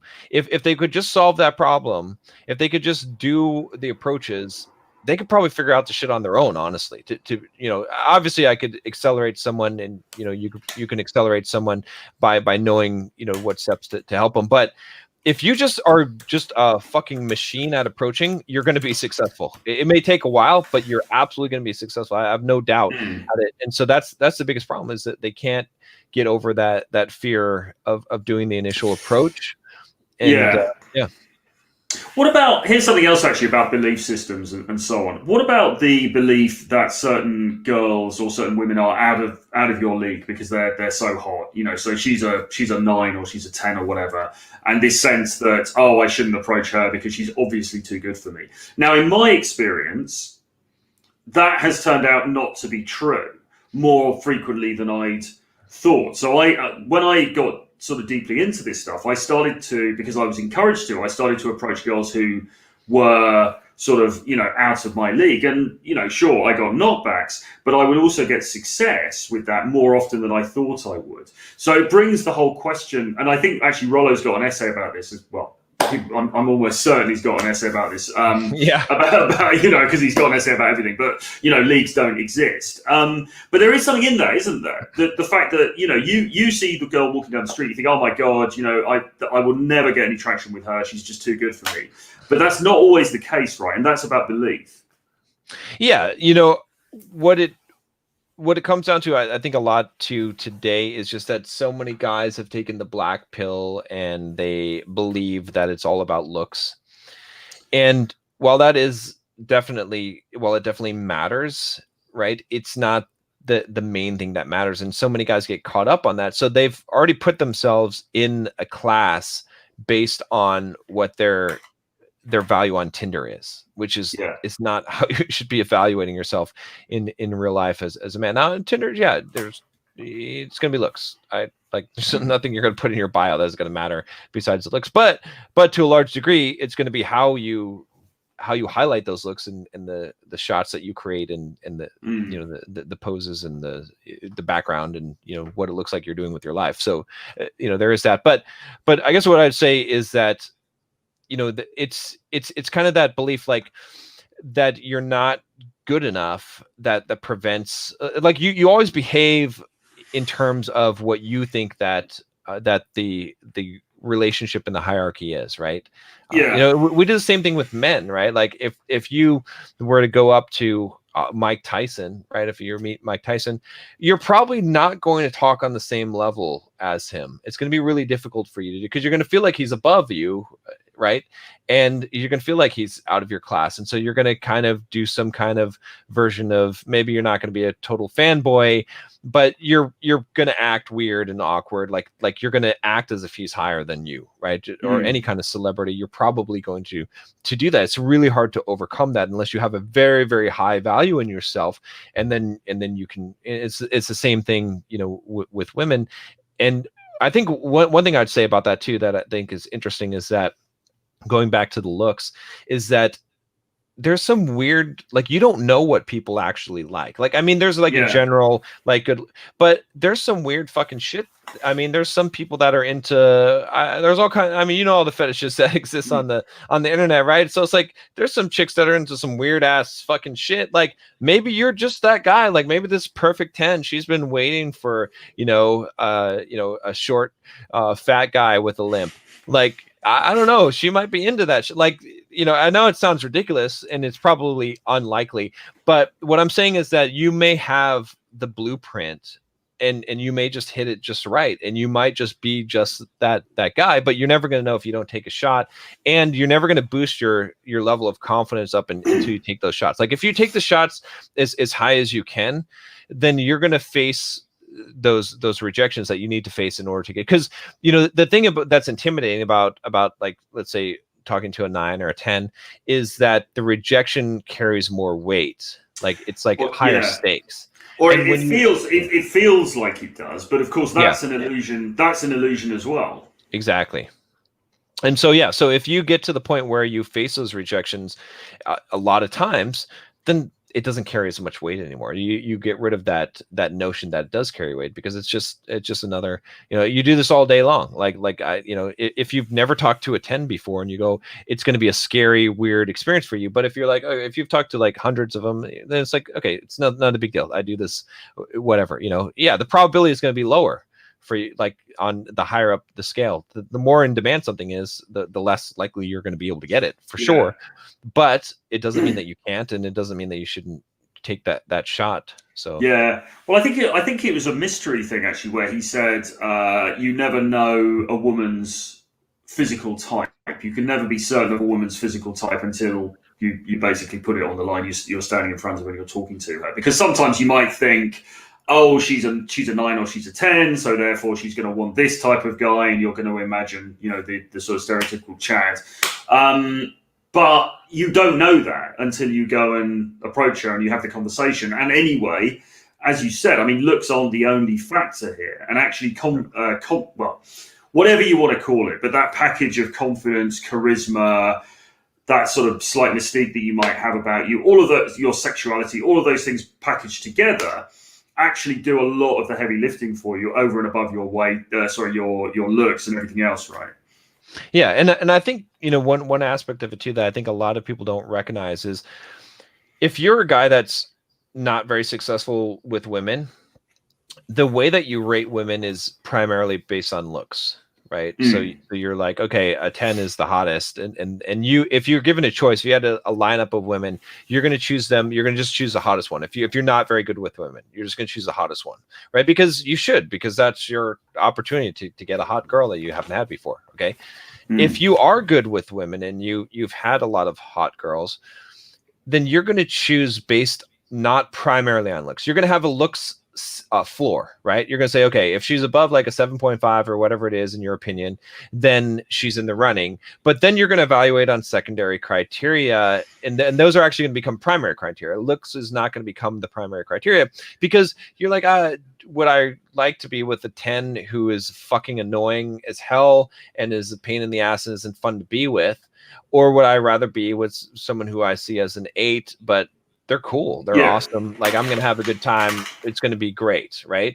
And but that only comes from being a guy that has access to a lot of women, right?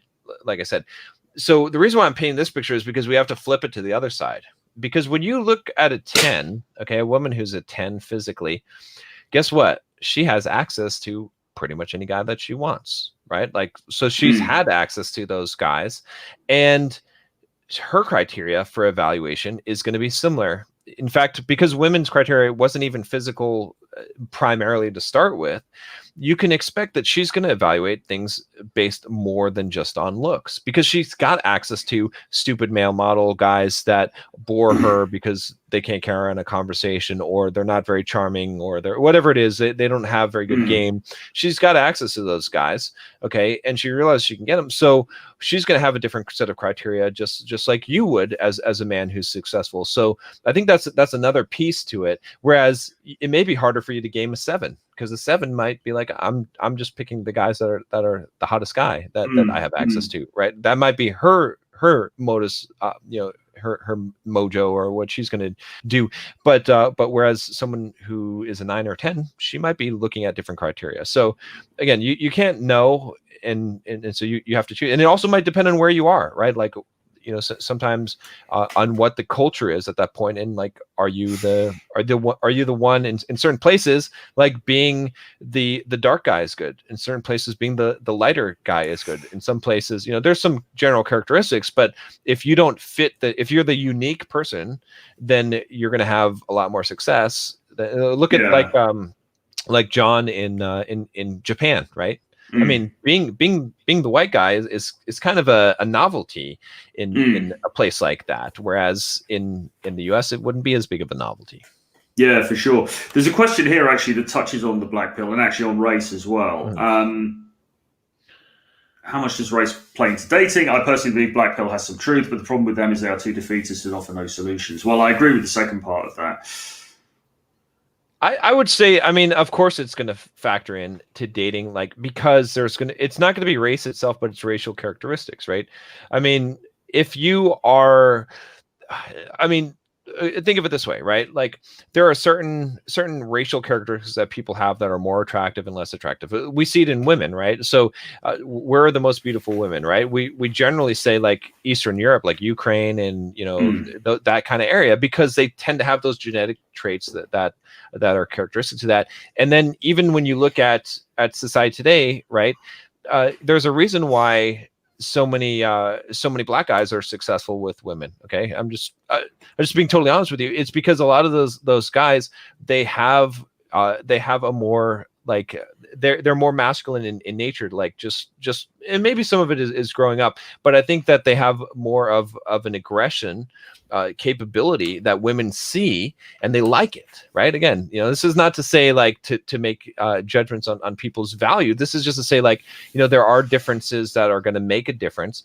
but I will say, like, as far as like, because when people bring this up, they're saying, oh, well, what if I'm a brown guy, like an Indian guy or something like that? I know, one of my good friends is skinny Indian guy, and he slays it. It's ridiculous. Like you wouldn't even believe, like, when he walks into a club and he's got he just immediately puts his arm around a girl. Like, he's like, and he does fucking phenomenal. So it's not like, it's like, okay, those characteristics, like the black pill truth of, like, does your jawbone matter, right? And again, that's a racial characteristic, right? You're going to have a certain jaw a lot of times based on what your heritage is, and your hair. Heck, your hair is going to be different, or whether you bald or not, right? Those are all kind of be racial characteristics, like your genetics. Let's say it's better to say genetics than race. It's more about genetics, right? So your genetics is going to play a part, and the black pill guys are right as far as attraction, as far as like looks, but looks aren't everything. Right. So you're going to maximize what you have. And sometimes, you're going to be dealt a bad hand. And sometimes it's going to depend on the culture that you're in. Like I said, maybe you go to a place where your genetic profile, your racial profile is better. Okay. I mean, this is the reality of life. But it doesn't. The problem with the black pill is that these guys believe that that's the only thing that matters. And so they say, okay, well, if you're short and you're Indian and whatever, then you might as well just rope yourself because you got no chance. It's not true. It's not true at all. If you believe that to be true, you'll make it true, because you're not going to, if you have that belief, you're not going to have any success. There's no way you're going to have success when you're holding that belief.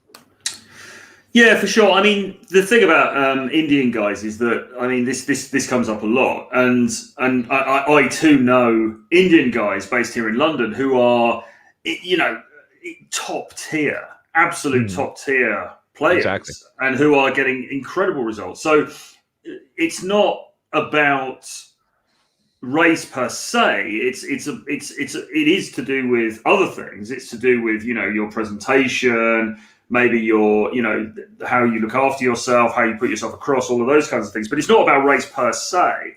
So I'm always a little bit, what's the word, skeptical when guys will come and say, well, I'm this race, or I've got this issue, so therefore how am I going to be successful?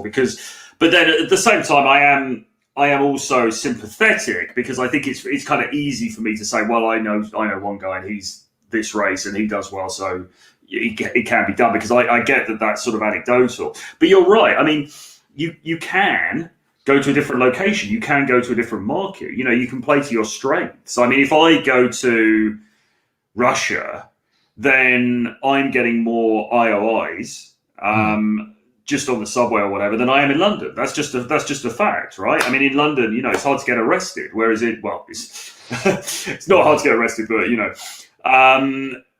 but Russia or Ukraine, it's a different thing, because you've got that sort of sense of exotic value, and that's that's just how things are. So and there's no harm in that. Again, I think it's sort of accepting reality for what reality is, and thinking, well, okay, well, how can I get the best life that I can possibly get? Well, if part of my life is traveling to Poland every other month, and having a good time there, why not? That's just part of how I want to experience life. So I mean, I think he's right, though. I mean, the thing with the black pill is a lot of what they say is not necessarily incorrect, but it's just like, well, okay, what are you going to do? Lay down and die? Because you're 5'7". All right, well, just so what? Go and sit in your basement and kill yourself? I mean, it's sort of like, whatever hand you've been dealt, you've got to just be like, right, okay, I'm just going to play this hand for the best that I possibly can.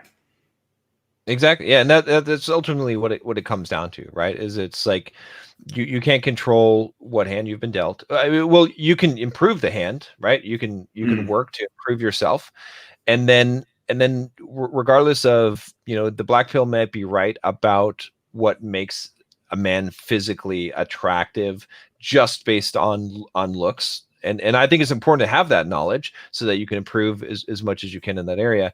But the problem is, like you said, it's that it doesn't solve the problem, right? It's like you still got to do something. You could just decide that you're just gonna give up on life, or you can give it your best shot. And and like I said, but here's the key thing is this: it's like, just the reason why black pill is so destructive is because it trains guys to think that this is correct, that it's only looks, or that it's so much looks, and if they don't have it, then they're screwed. And that they're just getting a misconstrued conception of reality. They don't realize how many guys, like you just put up here, Eat Lift program. He says, I'm 5'7", chubby cheeks, receding hairline, and I've tapped plenty of hot ass. I have a good body though. Like, they don't realize how many guys that are out there that maybe are not, Chads or Chad lights, but are going to be way more successful than guys that are of those tier of looks, because they don't have any kind of game, and like game makes up for a lot of that. Now, again, if you're really, really, disfigured or something like that, obviously you're going to have to deal with that problem, and it's not going to be easy for you. But yeah, it's so skewed. I think that's the problem, is that the black pill is so skewed in favoring looks over everything that they really don't get it. And they don't also get how much you can improve your looks, right? When my transformation, like, I mean, there's a lot of guys on the black pill forums that are complaining and whining, and I look worse than they did when I was back in my old. Right. Yeah, I mean, your transformation. I mean, guys, if you just go to John's channel, go to John's website, Bulldog Mindset, just have a look at some of the pictures. I mean, just the physical transformation of this guy is absolutely extraordinary. It really is. But sometimes, I'll look at some black pill material. I'll look at the guys. I'll think you're not even that bad looking. But yeah. But here's the thing, right? Because actually, I used to, this was before black pill was ever a thing, or red pill or anything, but I did actually used to buy into a bit of that thinking when I was younger. And I'll tell you why, because actually it's quite addictive, because it's quite, there's something quite, you can get off on self-pity. I think self-pity is like a real drug. And that's what I see when I look at these guys, because I sort of think they're wallowing in it, and they've got a gang that they can wallow together, and it's sort of like it's perversely pleasurable. But the problem is, it's not getting them anywhere. Yeah, it's the victim mindset is what it is, and it's it's a circle jerk of you feel good when other people are feeling bad with you, right? And you feel like it's not your fault. Like, when you can say it's not my fault, that is like the thing that prevents you from taking action or doing anything in life. It relieves the responsibility from you. And that's what they're saying, is they're saying it's not my fault. And I'm saying, no, it is your fault. Like, it doesn't, maybe you didn't choose what hand you're dealt, but you chose how to play the hand. And that's why I always ask black pill guys, I'm like, let me see your 6-pack abs, and let me see your stacks of money and the businesses you built and all these things. And because if you're saying that I've done everything, right? Like, I could respect someone that's like, you know what, dude, I'm ugly, but I am ripped. I got jacked. I got 6-pack abs. I built a couple of companies, made millions of dollars. I learned as much game as I could. Like, I can spit game like nobody else. And I just, I can't get laid. But you know why I'm never going to find that person? Because that person's never going to exist, because it's not going to happen. But I could respect someone who said that, but I can't respect someone who hasn't given it everything first, right? Have you actually gone and done all the work that you can do on yourself? And here's the kind of paradoxical situation of, if you go and do all the work that you can do on yourself, you won't give a fuck about women. Yeah, you'd be happy. Exactly.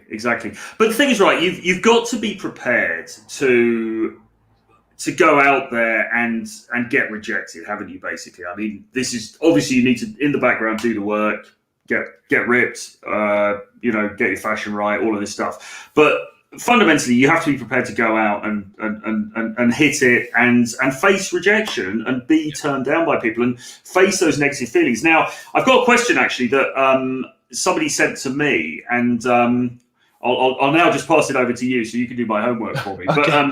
But this guy, I just wondered what you thought about this, because I thought it was quite interesting. This guy emailed me, and apologies if you're watching this, I will come back to you. But he said, I'm 50 years old.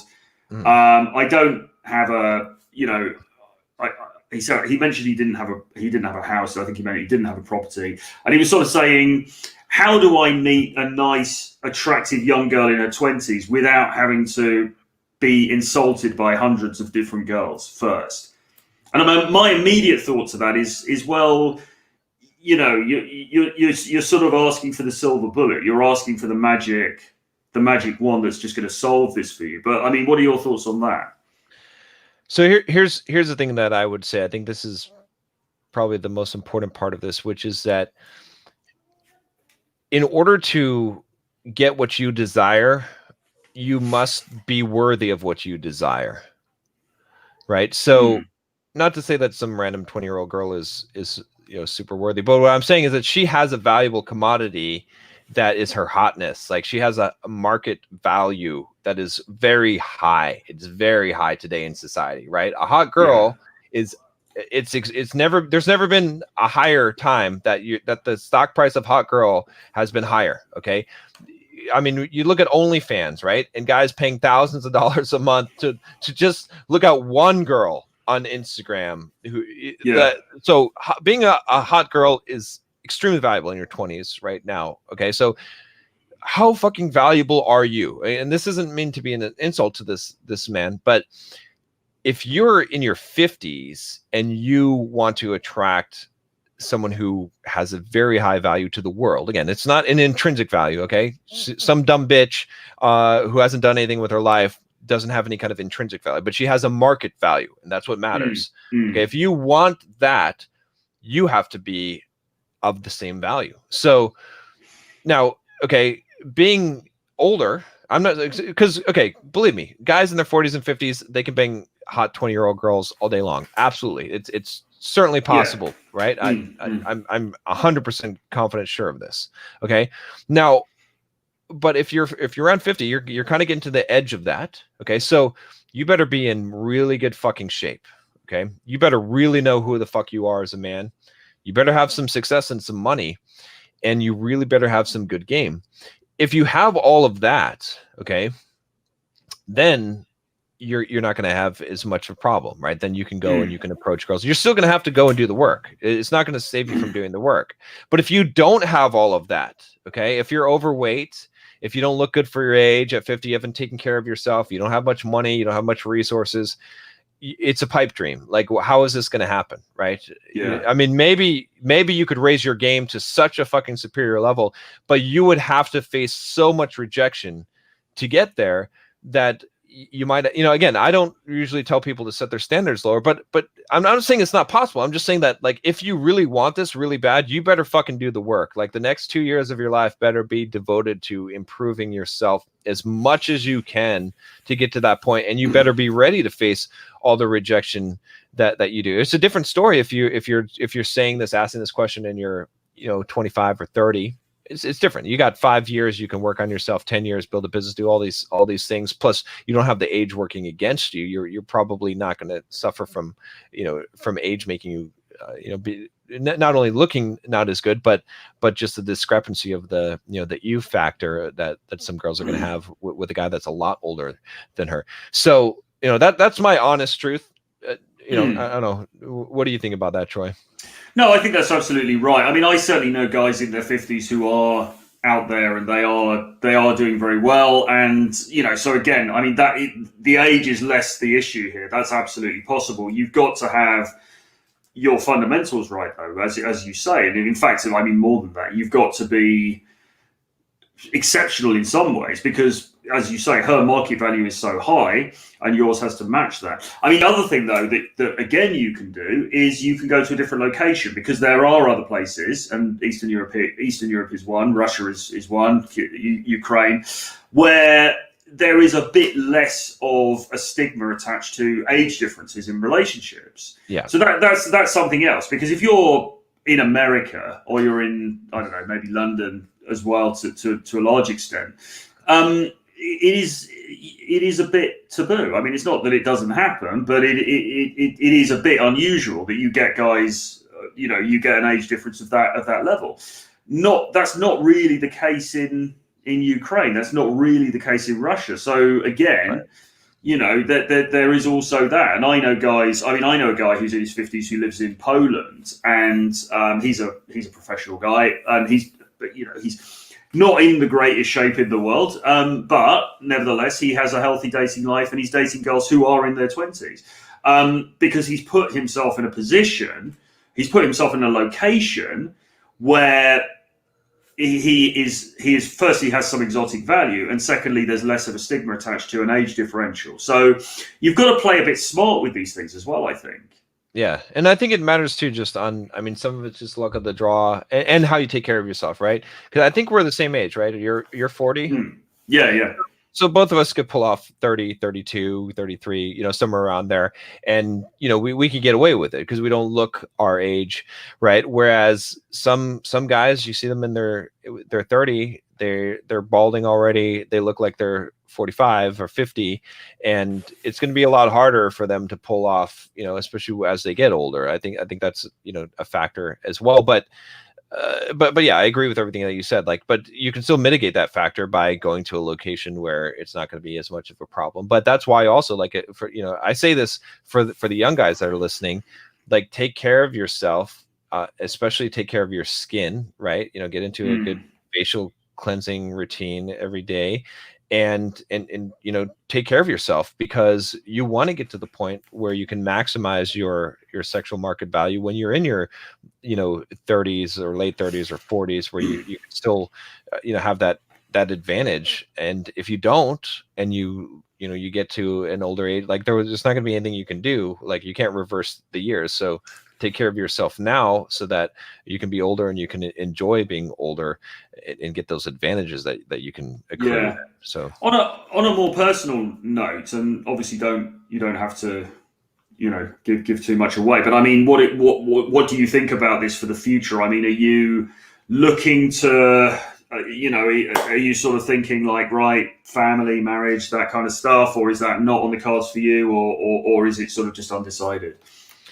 Yeah, for me, I don't really talk about the personal side, because I don't like to get anyone that's involved in my life currently in the spotlight, because I get a lot of interesting haters and stalkers. So fair enough. Yeah, I don't really. Yeah. Fair enough. Not to worry. I think it's a consideration for guys, though, isn't it? I mean, you've got to think about where you want to end up. You've got to think about what the end game is, and the end game is not necessarily the same for everybody. I mean, some guys do want a kind of a traditional sort of a setup, but other guys, maybe they don't want it, and maybe, frankly, they're not necessarily suited to that. And so then they've got to think, okay, so how do I arrange my life so that... And I mean, the other thing to say as well, I don't believe that a guy... I think your libido does slow down when you get older. I don't think the archetypal guy who's in his 60s is going to be going around with the same energy and appetite that he had when he was in his 20s. So I think he does slow down. But you've got to think, okay, so if I want to remain unattached, and I just want to kind of live this player lifestyle and carry on doing that, how's that going to look? How's that going to work? You've got to plan ahead. Yeah, I think that's a very, really good consideration to take. There's a really good book by what's his name? Neil Strauss, The Truth, right? So he wrote that after the game. I think every man should read that, because it really talks about the conflict of this, of what do you do, right? Because he tried everything. He tried monogamous relationship. He tried a polyamorous relationship where he had multiple girls, and he tried all kinds of stuff, and he never really found the thing that make him, because it never actually worked out. And I think that's, if you look historically, this is kind of the perspective I take on it, is because I don't think you're ever going to solve this problem. You can only find a non-optimal solution, right, as a man, and you just have to choose which non-optimal solution that you want, right? Yeah. Because the closest I've ever seen to solving this problem is I tend to look at history and look at the most powerful men that have had all the options and know limits on what options they could choose. And what they've ultimately done, right? If you look at, I call this the king theory, which is basically like kings had wives, right? Queens. And then they had a concubine or concubines, which were like longer term, affairs, you would say, like where there was actually what I'd say is like the wife in that respect was the family and fulfilled that aspect of a relationship type of for the man and taking care of the household and that type of thing. And then the concubine was like the love passion that was like a longer term type of thing, like the girlfriend, you could say. And then they had the harem, right? And that was like the random, just like novelty, one night stand type of girls, right? And that's the model that the most powerful men in history have adopted, who didn't have limits on their, so that's what they figured out was the optimal solution, right? Because if you're a king at that time, most powerful, like you're going to figure out, okay, well, what do I want? Like I can't have anything I want. What do I want, right? And they didn't choose to just have the harem. They didn't just choose to have the concubine. Like that's what they chose. So because I think guys need affection and they do need love. Yeah. But they also need variety, or there's also that drive for variety. So yeah, how do you satisfy the two things? Yeah, it's a hard problem. Like I said, you can only really choose a non-optimal solution for most guys, and it's no matter what it is, like whatever girl that she's gonna one day not be as hot to you. Right? Like it's just gonna happen, and then like you're just gonna have to deal with those, and you can't just be like, again, if you're just lived completely the player lifestyle, you're going to be lacking like depth of relationship, which is kind of important. It's not just important like from you can have guy friends, you can whatever, but from the perspective of even just having like really good sex, like you're not really going to really have really good sex if all you're having is one night stands. It's just you're not going to know the person well enough to actually have like that level that's like really good, so yeah, so there's not a great solution out there, unfortunately. Like I think maybe like you have to maybe divide your life into some phases and say, okay, well, I'm going to do this as long as I can get away with this shit, and then when I'm starting to get close to my to them put me into the stable, then I'm going to throw in the towel in there. Yeah, I'll lock down one and then yeah. So, I don't know. Yeah, it's funny because people talk a lot about hypergamy, and we talk about hypergamy a lot in this space, and women trading up and all the rest of it. But I think what guys overlook in this discussion is their own desires, and actually, what most guys really want is what we're talking about now. That they kind of, you get all these traditionalist guys, and they're like, yeah, what about hypergamy? It's so terrible, and why can't I find a good woman, and all this kind of thing. But the truth of the matter is that guys actually are programmed to want variety. So this whole thing about I just want to find a good woman and sort of lock her down is really false in a way, because that's not what they really want. I mean, that might be what they tell themselves they want, and they tell other people. But actually, if they were honest, they would want to do what the king does. Yeah, well, and I was just dealing with this today with a guy that is coaching, like a new coaching client, and he was like, I like some of the stuff you say, but I just want to find that one woman and settle down and just like, and he's like, so I kind of reject all the other, like the stuff that you say about the PUA stuff and stuff. And I was like, look, I totally get it. Like, I agree with you. That's great. Like I have no problem with that kind of like you having that goal. But the problem is, because that's your goal, you're never going to achieve it. And it's not going to make you happy or fulfilled, because what happens with those guys, like the guys that are usually like the traditionalists that I just want one woman type of, and wife her up, and those guys haven't had a lot of access to women. And so unfortunately, they're coming in with the mind frame of believing that if they just get this one really hot girl, good wife material, and they lock her down, that their life will be happy, because what they're looking to do is to build their entire life around some woman, instead of having a life and a woman being an accessory to their life.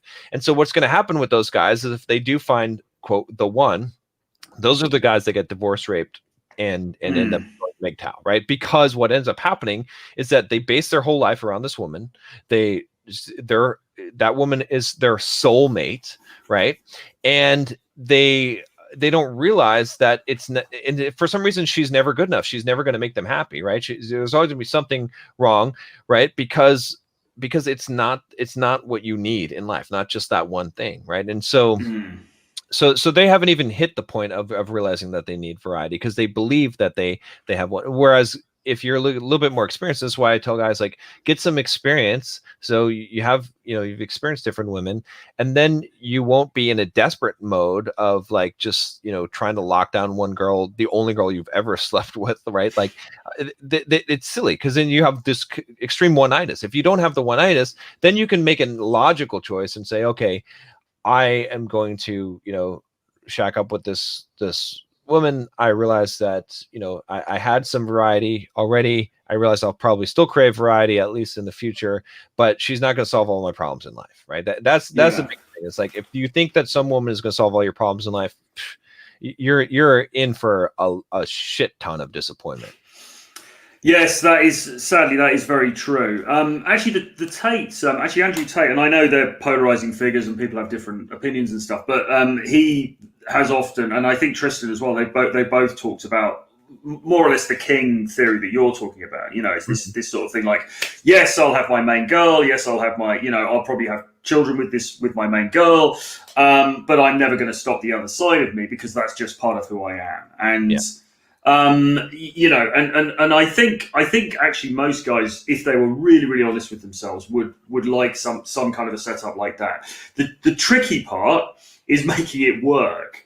The tricky part is actually making it work long term. And I mean, the guy who writes a lot about this, I don't know if you read Black Dragon. There's a guy, Caleb Jones, a guy called Black Dragon, blogger, and he writes a lot about sort of having long-term open relationships and things like this. And it all sounds good, but does it really work long term? It's tough. It's tricky to say, I think. I think if you play with fire, you're going to get burned eventually. You just have to be ready to be burned. Yeah. Right. It's like, that's it. That's what life is a risk. Like, it's like, if you want your cake and eat it too, you can have it, but you're just going to be playing a risk. That's how it is. Yeah, for sure.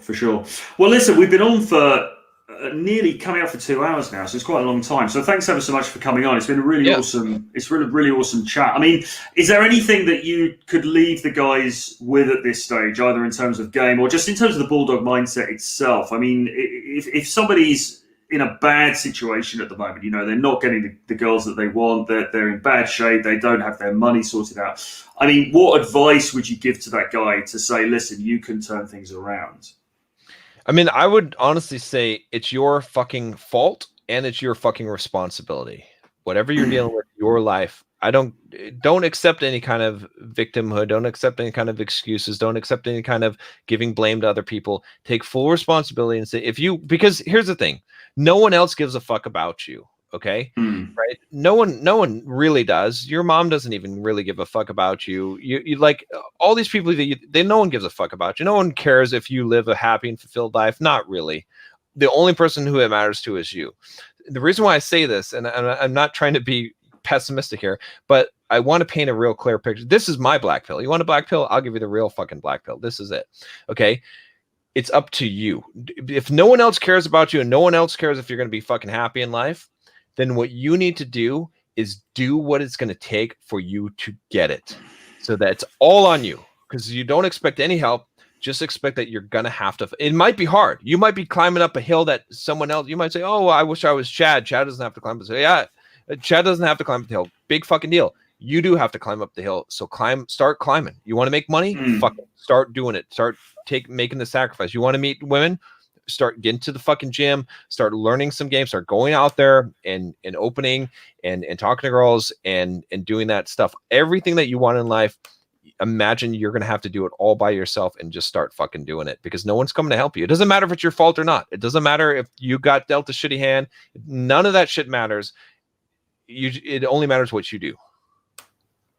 Yeah, exactly. You've just got to get out there and you've got to start, and you've got to have the end goal in mind, I suppose, and you've got to get out there and you've got to start taking that action in all of these different aspects of your life, because nobody's going to do it for you. And like you say, nobody cares. And I mean, that is, you know, I've said stuff like this on Twitter before, and people are like, "Oh, that's really nihilistic," and so on. But it's true. I mean, Yeah. It's like there are parts of life and there are parts of human nature that it's kind of brutal in a way, but that's not necessarily a bad thing. It's just like, okay, this is the reality.